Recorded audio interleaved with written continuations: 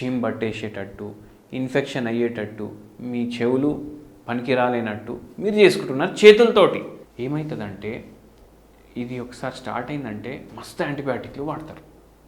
ఇవన్నీ వాడే అవసరం లేదు. ఎందుకు? ఒకసారి వాడితే కూడా మళ్ళీ రిటర్న్ వస్తుంది, మళ్ళీ వాడితే మళ్ళీ రిటర్న్ వస్తుంది. అయితే ఏంటంటే ఇప్పుడు కొందరు అమెజాన్లో, ఫ్లిప్కార్ట్లో సెల్లర్ లాగా అమ్ముతారు ప్రోడక్ట్, అమ్ముతే మళ్ళీ రిటర్న్ వస్తుంది కదా, ఇది కూడా అట్లనే. అయితే ఏం చేయాలంటే మీరు ఎల్లిపాయ, ఆవు నెయ్యిలో 2 ఎల్లిపాయలు మంచిగా దంచేసి 1 స్పూన్ ఆవు నెయ్యిలో అది మీరు పోపులాగా చేయండి.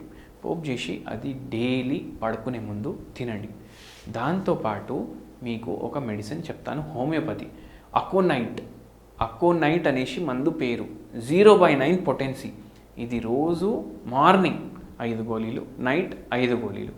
ఇది తీసుకోండి.